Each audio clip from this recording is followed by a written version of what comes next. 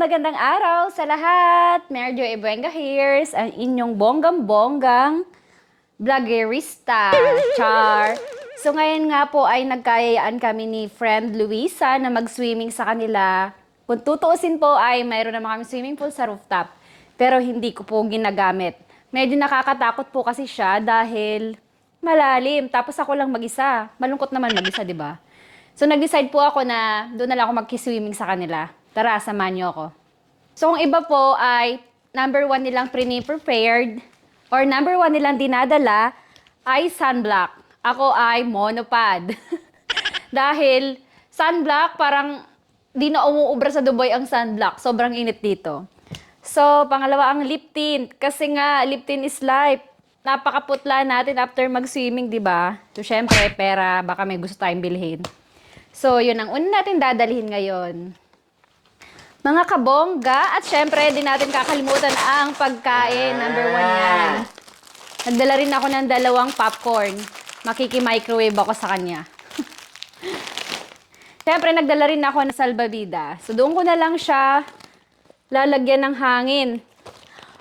Bahala nang maubusan ng hangin. Magkaroon lang kami ng salbabida. So, mahirap kasing swimming ka lang ng swimming nakakapagod. So, kailangan natin magdala ng salbabida. So, yan ang next natin. And syempre, ang ating balabal at short at pang swimming. So, nag-decide nga ako na isusuot ko na to kasi malapit lang naman. Mga 5 to 10 minutes walk lang yung bahay nila sa amin. Kaya, isuot ko na dito para pagdating doon, hubad na lang. Ayan na nga guys, at sinuot ko na para mamaya ready na tayo sa swimming. So, syempre, magsusuot muna ako nito kasi nga naman maglakad ako ng lakad. Baka lahat ng mga patilangga, may titingnan na ako sa daan. Malayo-layo rin ang lalakarin ko, 5 to 10 minutes. So, doon na lang natin siya hubarin sa swimming pool. So, ganyan po ako mag-ready pag malapit lang ang pagpupuntahan ko. So, papatuhan ko lang siya ng short at hunting t-shirt. Para pagdating doon, hubarin ko na lang. Para hindi na ako masyadong maraming dadalhin. Mabigat din kasi maglalakad na lang ako. Kasi malapit lang naman, hiningal ako. So maglalakad lang naman kasi ako kaya isusuot ko na siya dito. So medyo style natin. Para kunwari, alam mo naman tayo. So syempre dahil mainit nga, nasabi ko sa inyo napakainit na ngayon dito sa Dubai, summer is real na. So meron tayong balabal, nagsilabasan na naman ang mga balabal ko. So matching this. Tara na! Heto na nga mga bonggang-bongga. Ito ng aking bag. Ready na. Tara na, lumabas na tayo. Naisip ko pala napakainit. Magsasakyan na lang ako. Kaysa pahirapan ko yung sarili ko. Mapapagod na nga ako sa pagsuswimming. Mapapagod pa ako sa lalakad. Magtsinelas tayo.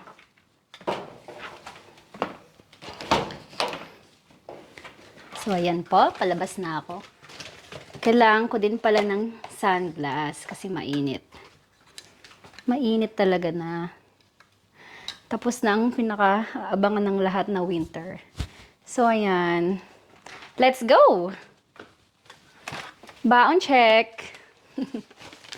Tara na, samahan niyo ako.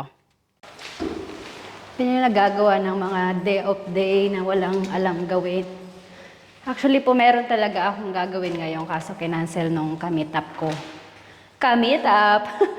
Hindi po, meron po kasing bagong photographer siya, Indian. So, nag-aalok siya ng kung pwede daw ako maging model dahil bago daw siyang photographer. Kaso, ang ending, busy siya ngayon.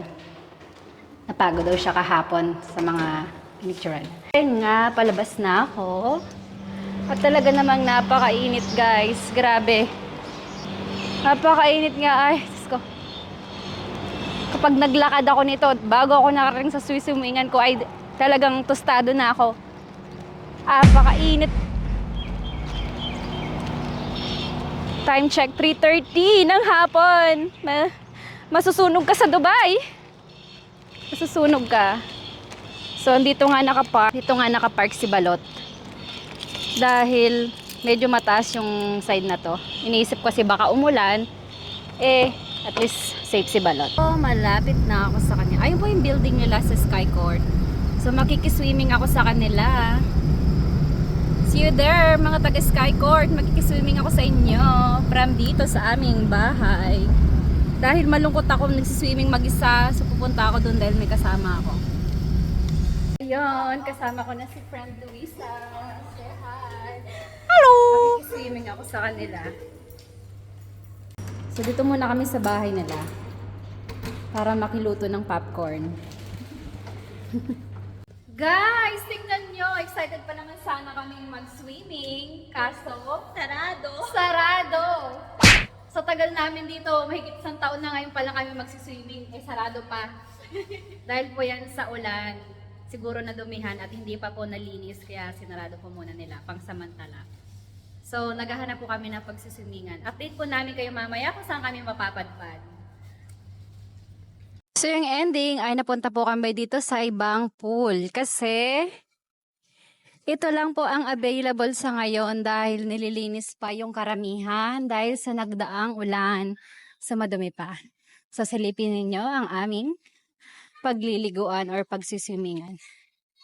Ay, napakaganda nga naman. Wow, 'di ba? Parang ano eh.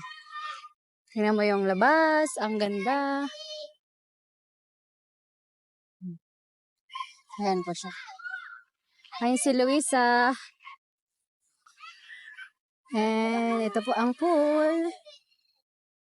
Ayan ang aming pool.